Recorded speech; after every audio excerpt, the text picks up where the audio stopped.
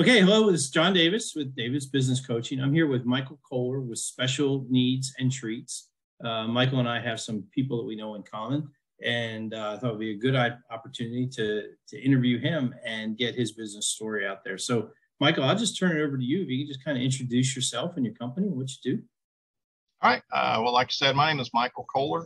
I'm the CEO and co-founder of Special Needs and Treats with my wife, Tempa. We've been married for 38 years this year, 2 children, one 37 and a special needs child, 32, which is a play into the naming of our business, which is a 501c3 nonprofit called, again, Special Needs and Treats. We have 3 grandchildren. We started our 501c3 back in September of 2013 is when we got the actual paper approval. But in January of 2014, we started our first brick and mortar store in a leasing opportunity for about 3.5 years. Then about 5 years ago, 5.5 years now, we moved to a much larger 12,000 square foot facility that last year we were blessed by donations from a lot of our supporters to raise enough money to pay off the building and property. So basically the nonprofit became debt free at that point. And now we're looking at how we can expand. That's a big mark. Yeah, because now we're looking at how we can expand the business into this facility being production and training, and then having little storefronts around us. Because the big thing that we have is, even though we employ 33 special needs adults in a baking environment, that helps us give free cakes to kids in the community whose families can't afford them for their birthdays, through like DFACs, foster care, and food co-ops. But we have 141 special needs adults on a waiting list that just want an opportunity to work. So that's kind of the broad brush of who we are and what we do, but then we can jump into some more specific questions if you like. Yeah, absolutely. Okay, so, and I want to make sure, so you have 33 employees and you're a nonprofit, you're baking products that I believe you sell and donate, right? So you generate revenue, or you generate revenue, but at the end you're not profitable because of what you're doing. Right. It is a unique model. We're still figuring a lot of things out 9 years into the game. But yes, part of the program with the education, training, and employment of special needs adults is we use the product that they make to sell out of a retail-like storefront that gives them also that exposure of dealing with customers, pulling product, running a register, packaging, different things like that. And we use those sales to feed right back into the programs that pay them, but also help support the free cakes to the kids of the community. We also help a lot of different nonprofits and other children's groups when they have events or have little functions where we donate a lot of cupcakes so that they're not spending that hard-earned donor money buying desserts, when we can incorporate it as part of our programs, then also help those in our own community with what they do as well. Right. So people are getting a product, but it's also serving the community. Yes, sir. It's Tuesday through Saturday, 9 to 5 is our business hours over in Lawrenceville, 156 Scenic Highway. Okay, I've seen it. I drive past it all the time. It's hard to miss now because we have a huge cupcake painted out on the front of the building. Right. So if you pass by and you see the Lawrenceville Police Station up on the corner and across from all the new buildings in downtown Lawrenceville, right on Scenic Highway, you look at that. You see that great big huge cupcake? That's us. That's you. Yeah, right there by the Wendy's and the QT. So, okay. So,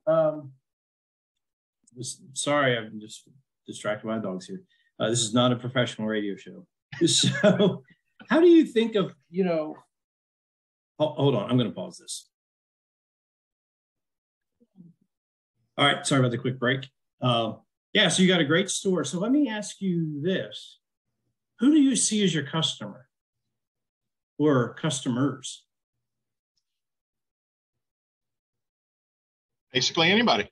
Who we see the most of, actually, because of who we are and what we do, we actually see a lot of teachers, a lot of the county folks, people who already interact with a lot of different special needs individuals, whether they're parapros, special needs teachers, different things like that. They seem to be the largest portion of our customer base. However, with our storefront and the type of product that we offer, we're a sweet shop. So we have cupcakes, cookies, we do biscottis, cakes, cake pops, Rice Krispie treats, all kinds of different things. So yeah, you have customers like the general public, like any bakery would. Yes, yes. But aren't you? If I understand, you're also preparing individuals with special needs to be employees of other businesses. So they're kind of a customer as well, whether you get revenue out of it or not. They're a target audience. Is that a good description? True. But a lot of folks, when they come, we're not a training program, though. I know I said education, training, and employment. Our goal is to get them a meaningful paycheck. You know, we gave a 52-year-old man his first paycheck ever. And when he got it, it was only for a few hours because he could only work like 3 hours a week. And it was like $17 after taxes. And the first thing he said was, I can take my dad to lunch at McDonald's and pay for it. Oh, my word. So that's huge. So even though we do provide that training on all different types of like the warewashing machines, how to do dishwashing, how to do janitorial work, how to do baking, how to do mixing, how to do decorating, how to work with customers, it is a stepping stone. It could be, but we don't really lose a lot of folks. We're like family around here. So some of my employees have been with us since we opened.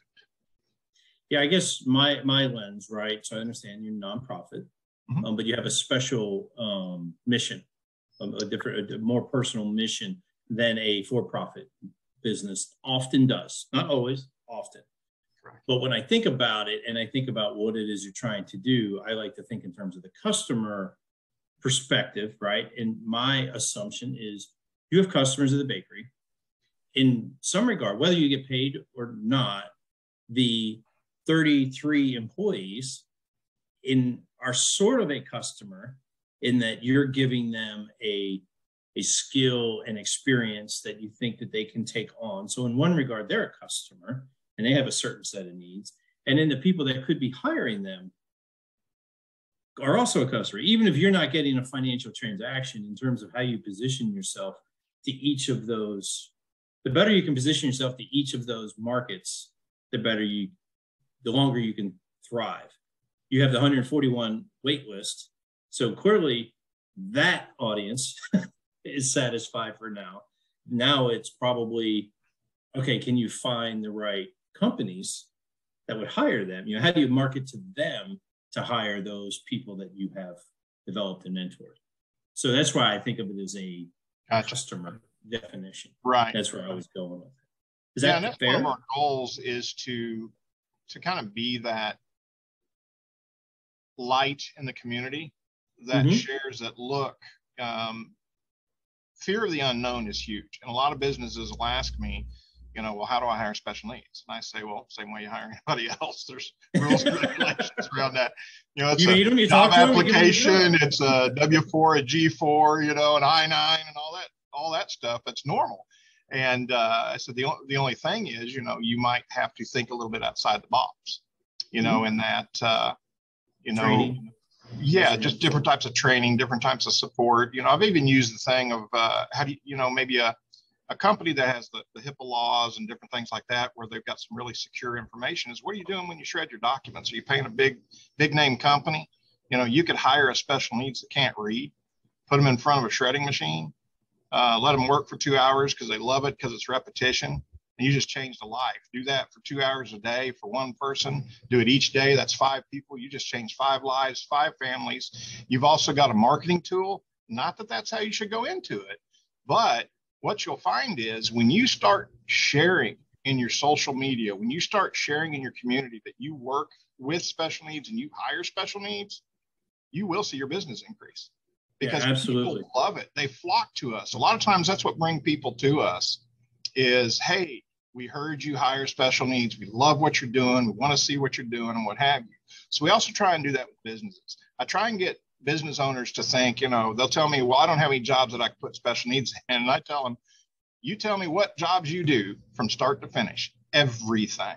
And I will find you at least 3 to 5 where special needs can be employed. Absolutely. There's always something that can. Exactly. You face your shelves, you stock, you clean, you know, it runs the gamut. And this might come out the wrong way, but there's always a job, there's always a task that somebody in your business doesn't want to do.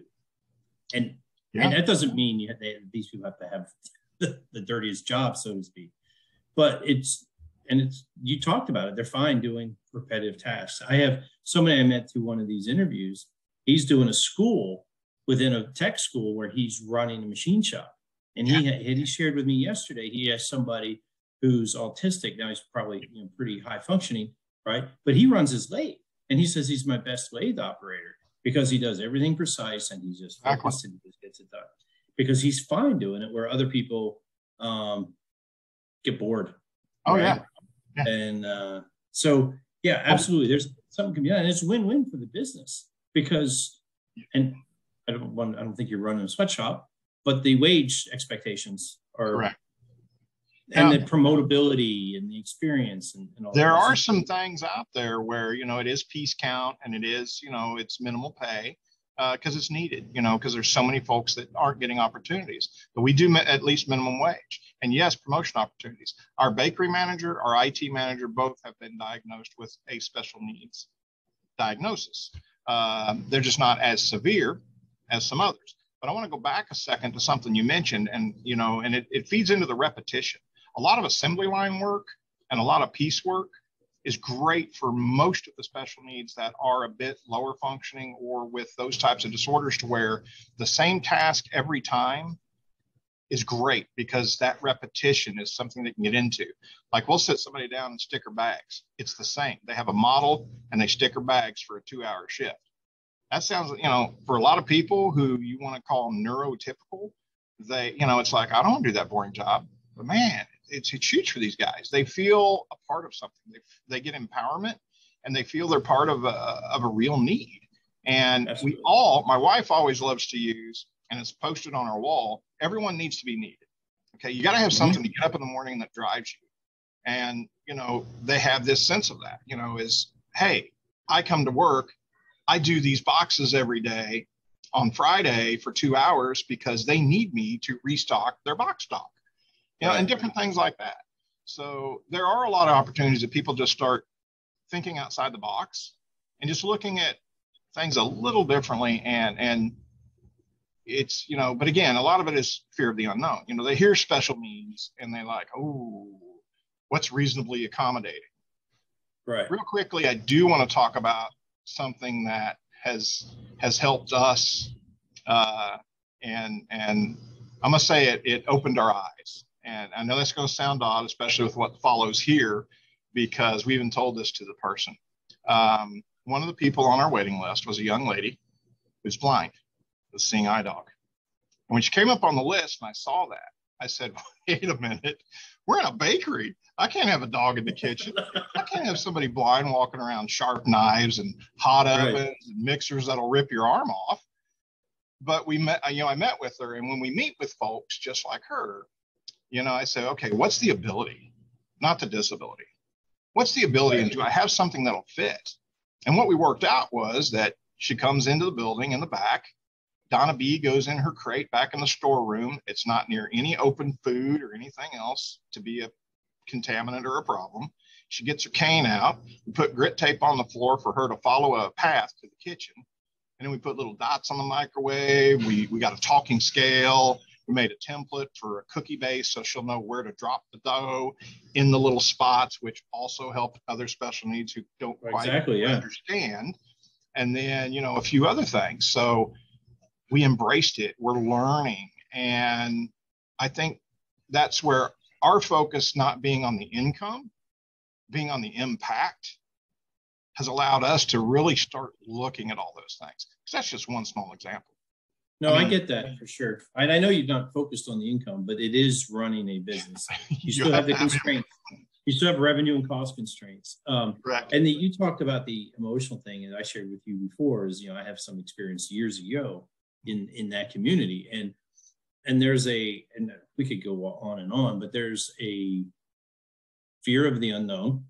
in folks who haven't been in that community, who don't understand how the people think and all that. But then here's the thing: there's still people; they still have emotions, right? And they're even more out there many times. I remember I was a little high school kid, and this one guy was like 6'8", like just hugged me and swallowed me up because he was so happy. And some people are afraid of that and unaware that some people could say, "Oh, you're making them do these monotonous jobs that no one wants to do." No, this is rewarding for those individuals. Yes. Okay, sorry. That's the real crazy part, though, because I love how you led into that. That it's so pure with most of these guys and gals. We're the ones with the hangups. We're the ones with all the extra baggage. So we're actually the ones who have special needs because we let everything get in the way. These guys and gals that we work with are so pure, and it is that simple. To see someone who independently can only fold towels, but they're folding towels and they're smiling and singing while they're doing it, you can't put a price on it. Exactly. It's awesome. So what have you done? The last few years have been a little crazy, right? I mean, not just COVID. I mean, your teachers talking about elementary school kids and masks and all the other stuff. You had to deal with that. But then you've got supply chain and all that. So are there any things that you've had to do in your business in the last 2-3 years that you didn't think that you never thought you would have to do? And what went well and what could have gone better? Oh, wow. As far as not thinking this, that, and the other, I mean, COVID caught everybody. But one of the craziest things, I'll just share what we've experienced. One of the craziest things was when all of a sudden the whole country shut down and 80% of our employees, because of their medical issues or their special needs, they were forced to stay home. Okay. Right. We never actually shut down, but 80 to 90% of our staff had to stay home. So my wife and I, we only took phone orders. It was pickup only, and we just came in half day, and we did that for the restaurant thing while that was going on. But we were fortunate to apply and get the PPP money. Right. So the first round, instead of everybody losing jobs and what have you, I got to call every single one of our employees and say, you know what, I know you can't come to work, but you're on paid vacation. So we paid them as if they had come to work with that PPP money. And then that was amazing. And it got forgiven. And then There was that second round that we actually qualified for, and that helped us as well. One of the big stories that came out of that from the employee side, we had a young lady in a wheelchair that medically she could not come back even after things were lifted and people started coming back, and we put in, the barriers and the masks and all the other stuff to protect people. She came in crying and said she needed to resign because her doctor wouldn't let her come back to work. I told her I didn't accept that what she did here, she could try and do at home because she was already an employee. Not that she's on, I can't do this for everybody on the list. I wish I could. That takes a lot of money. But since she was already an employee, I said, will you take these home and sticker them at home? So she was able, and she just got ecstatic. So that was one cool thing. Remote working. But the whole, so obviously we closed our lobby for a while, and we went to pick up only and carry out and did some changes in here. The supply chain problem started becoming an issue with raw ingredients and other things. And a lot of folks changed their recipes. So some of our processes went from, let's call it semi-homemade, where you use maybe you'll use somebody's boxed product with most of the ingredients, and then you tweak it from there. So what we did is we had to start buying more in bulk and more raw ingredients. So it also allowed us to develop our own in-house recipes for some of our cake mixes. And what that did was that created more jobs. So while COVID's going on, pardon me? Did it lower your product cost? Cost, yeah, I don't want to say it truly lowered because now you got labor involved. Right. But with who we are and what we do, it was great. And since it's, because if you can buy a mix with one employee or buy raw ingredients with 4 employees and your total cost is the same, that's a win. So, it turned into a new product offering. So now we offer Special Needs and Treats cake mixes that somebody can buy, take home, and make their own cake. Okay. Whereas before we didn't do that, because we were tweaking some things. So that's a positive that came out of it. But some of my local suppliers couldn't get me some of my raw product. So I had to get creative and tap into my old corporate background of logistics and purchasing and procurement. And actually here in Lawrenceville, Georgia, I had to touch base with a route driver in Missouri with a certain company, won't name any names, right, that he would get me the product, take it to a store in Missouri. I'd pay the store and then get FedEx to bring me the product. But I had to pay retail instead of my wholesale. I had to pay tax because they wouldn't take that because of how we were this, that, and the other. And then I had to pay freight. So it increased my cost tremendously. But, you know, we adapt. We had to do what we got to do. But yeah, there was a lot of stuff in the baking industry that things you wouldn't even think of. Food Are there things that you wish you had done? Like now that you've done it and you're saying, man, we should have done that before we were forced to. Well, yeah, we should have started out doing our own cake mixes in bulk, right, because we'd have been able to hire a lot more folks in the beginning. But the space we started in was 1,700 total square feet. Now we have 12,000. Now we have the space to do things like that. We have, you know, we've got a walk-in freezer now, so we can be more efficient. You know, we've got space to create more workstations. You know, so also what we tapped into was we started doing a little bit of eBay. People donate to us because we're nonprofit. We used to do yard sales. A lot of work for a little bit of money, you know, and you can't sell something for $2 at a yard sale, but you can get $20 out of it on eBay. We can start training folks on how to take pictures, how to list, how to pack, how to ship, starting to create more jobs. Well, you know, I was thinking about that, with your remote work, right? And then you talked about the kits. There's a local pizza chain that during COVID went to the raw ingredient. Like you can take your own stuff home and make your own pizza. Yeah. When I use their ingredients, I made it here at my house. It tasted better than when I go to the restaurant. I'm telling you, it did. Ooh, wow. I'm telling you, it did. Like, not that I did anything different. Maybe just because it was fresher, or there's something that maybe, whatever. Could also be a little subliminal. Yeah, well, that's fine. But now, like I could order a pizza and go pick it up. But part of me is like, can you just give me the parts? Can I just buy the kit? No, we don't sell the kit anymore. And I'm like, well, why not? Oh, yeah, that's a good revenue stream for them. I mean, because what you're talking about, right? You went to kits. You can still do kits. You can do online, and your market doesn't have to be Lawrenceville. Your market could be started with a truck driver in Missouri. Shoot, yeah. I mean, we could ship stuff to California. And you got people practicing from anywhere. It opens up a whole nother. Now, we haven't really tapped into it fully with our product. We're hoping to launch the cake mixes here pretty soon through that online shipping. You know, we've been working a few things out, making sure all our labeling's correct, making sure we got the proper licensing and things with the Department of Agriculture and different stuff like that. So we also opened up a little bit of wholesale. Good. We have local restaurants and coffee shops that now will purchase our cupcakes for their desserts. We have a product called Chalkhorn, which if you ever had it, it's kind of addictive. Okay. It helps with motor skills with special needs when they mix it. It helps with matching numbers for weights, those that can read and match numbers. It helps some with motor skills for twisting it and tying it to seal it.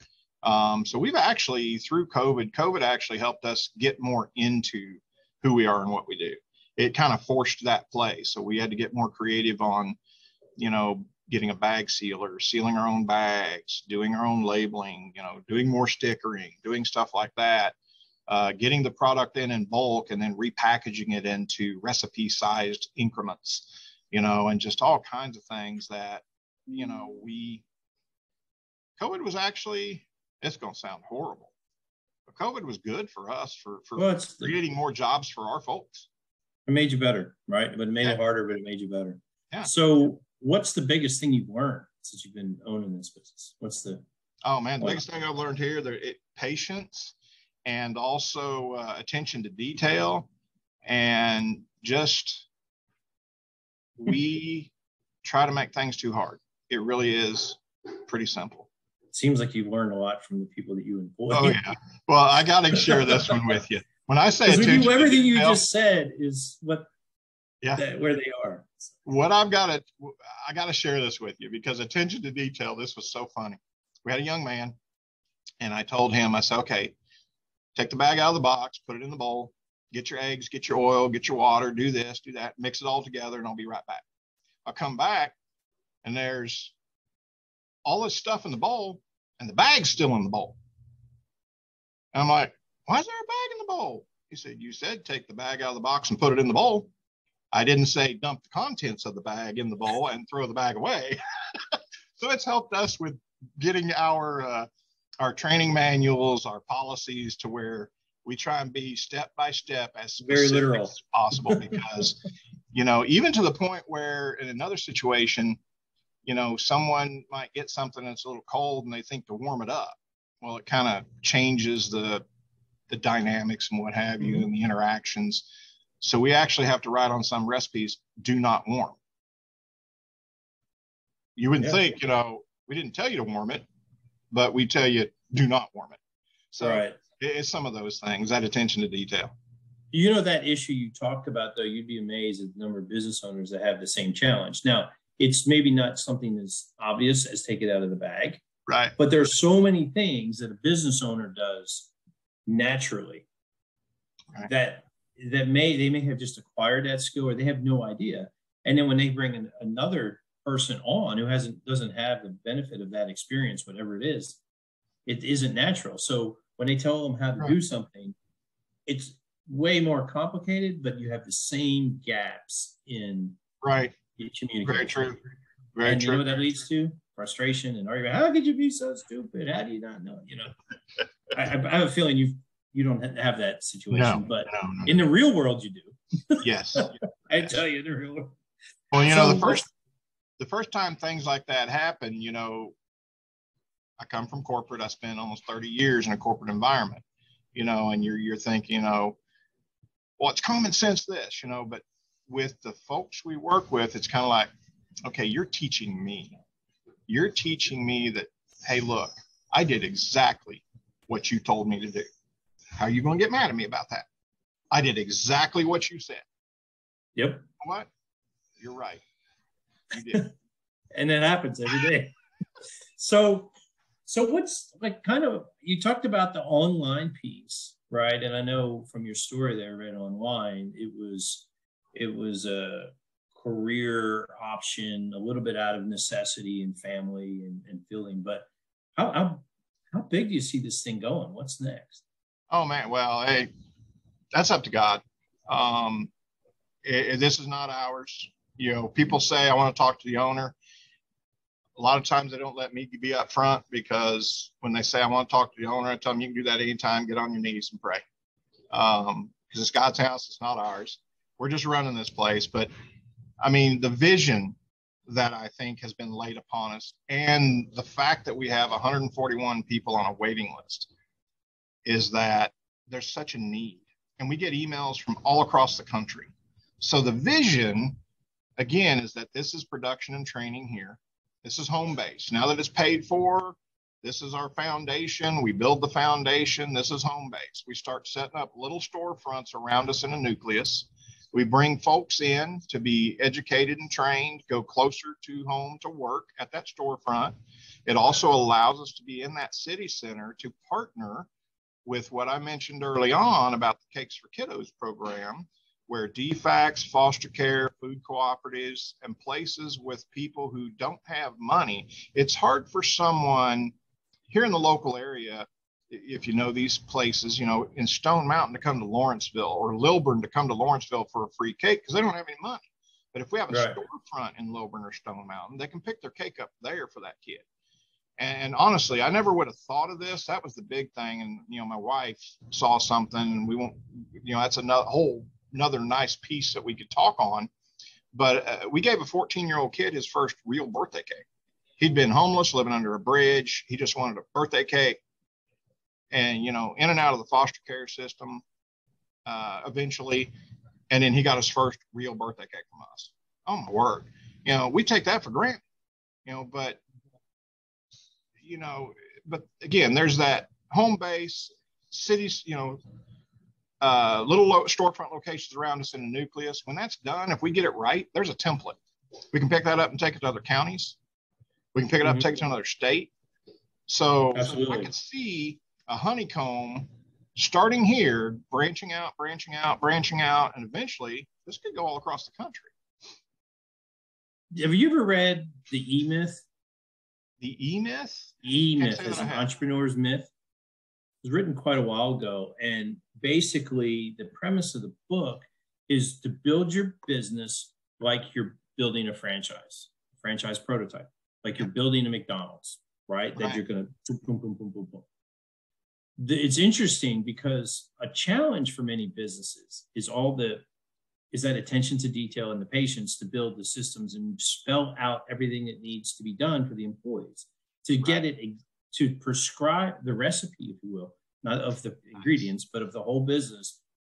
And many owners struggle to do that activity.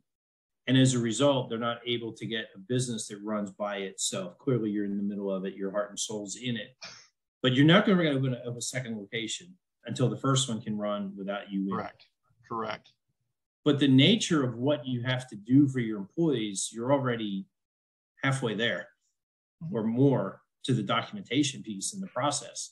You've already worked out so many kinks that once you're ready financially and a little bit more staff, you need a different staff, you'll be able to do it because you've got your recipe done. So yeah, I don't see any reason why that couldn't be done. Yeah. That's what we're working on now, is we're trying to get everything out of here into training manuals, into books. I've got a lady who started with me almost 90 days ago, and that's been the task, is for her to shadow me. Because right now, if it's got a letter designation, it's my hat. I'm AP, AR, HR. I'm not IT anymore. I can say that much. I've got a young man who is our IT manager that graduated and is taking care of everything. So IT's been kind of pushed off my plate to where I just kind of oversee and advise, here's where we're headed. So, but we're trying to get all that in because obviously, we're not franchise ready. We're on the way. And that's been my thoughts all along is, setting it up to where it can be replicated, but also setting it doesn't mean you have to franchise it. I don't mean to where I become Mr. Irrelevant, and I'm not meaning the last man in the draft for football. I'm meaning that this business runs whether I'm here or not. And I can get out there and tell the story. We can open another shop. We can start doing more. But you're right. It is going to take, not only is it going to take staffing, but to get that staffing, it's going to take funding. And we can only make and sell so much. But being a nonprofit, being what we do, and the folks that we work with, we're hopeful that, part of God's plan is that, more. We're not complaining by any stretch. We've done some amazing things, and I pray every morning that if today is the day that He tells me to lock the door and we're done, man, we've had a huge impact. So I'm going to ask, what's next? Because this has been an amazing journey. This 9 years, just the sheer amount of impact and exposure and things that we've had, just like this today, right here. People ask, what's your marketing budget? We don't have one. And when God's your PR person, sky's the limit. I know that probably doesn't feed into what you're trying to do, but that's nonprofit, from a nonprofit, I mean, I work with people that don't have any money for marketing all the time. We've been blessed. I mean, we've been on, every major channel, Today Show, all types of articles, newspapers, magazines. It's been crazy. And it's all God. I mean, we've been on BYU TV and some other things. Wow. We just discovered last week that we are part of the Gwinnett County School curriculum in one of their math questions. In one of their math questions, it says if special needs has X, I can't remember exactly what it is. I'd have to get my phone and read it to you. But, it's just God's working and He's sharing. And I just don't see us done yet. And there is such a huge need that my job is to make sure I do the best I can with what He's given me, be the best steward possible, get everything set in place to where we have those SOPs and the proper KPIs. So now we'll talk some business talk. And we're doing on all the acronyms. And just kind of get it ready and be prepared for what's next, if that's where we're headed. Yeah, I mean, if your heart's in it, right? If your heart's in it and you got your brain's in it. You touched on one thing I want to go back to about, you need staffing and money and all that. I know we're running a little long, but when I work with for-profit business owners, it's a balance of time, team, and money, right? To grow, you need more people. If you need more people, then you need more money. So you have to generate it. And And if you're trying to generate more business, then you run out of time. Well, that's why you need the better team so that they could, you're just building this three-legged stool one step at a time until it gets taller and taller and taller. Which is the same thing. That's why I say if you're a nonprofit, you have a very special mission, but your daily challenges it's the same. Are marketing, hiring, training, metrics, Correct. All that. So is real quick, I know we're going long. Is there any, you talked about, you've got a queue of people ready to train, and you got some products that you're probably gonna be able to get out to spread your footprint even further from your one location. Are there any opportunities in the near future that people need to think of when they think of special needs? I'm thinking holidays. Oh yeah. Yeah. November and December are absolutely our busiest time ever. For some reason, people like sweets, during the holidays. So we're kind of right in that mix. We will do more in November and December than we do the whole year. And December is by far always our absolute largest month. So get the orders in early. So yeah, get your orders in early. Get your orders in early. It allows us to get the ingredients, to get staffing right, to get everything prepared. As far as, opportunities, we got a golf tournament coming up. That should be out on our Facebook. We do. And for through people our in Gwinnett and Walton County. Yeah. October 21st.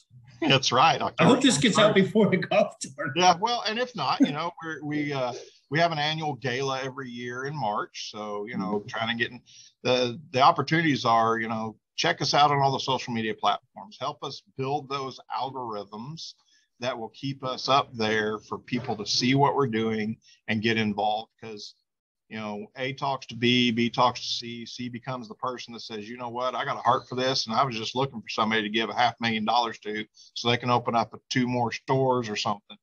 Right. You never know. So I will, when this goes out, I will tag the website and all these other things. I'll ask you for that. But just go ahead and what is your website? Our website is specialkneadsandtreats.org. But the needs is spelled KNEADS. Right. So it's So it's SPECIALKNEADSANDTREATS.org. I know it's a long one. It is. All one word. .org. Yeah. .org. Okay. I'll make sure it goes out there in the links, but sometimes it's good to have it here. Awesome. So, all right, this has been great. I mean, I think you and I could talk for quite a while. We might talk at the golf tournament, but I really appreciate your time and sharing your story, and it touched me. Thank you. It really did. So thank you. Thank you for your time. Thank you for the opportunity. It's easy to talk about something that you're all ingrained in. I'm all in. My son saw fit to that when he was born 32 years ago, and God put the plan together, and never thought I'd be doing what I'm doing today. Yeah. Here we Glad are. you are. Thank you. Glad you are. Thank you.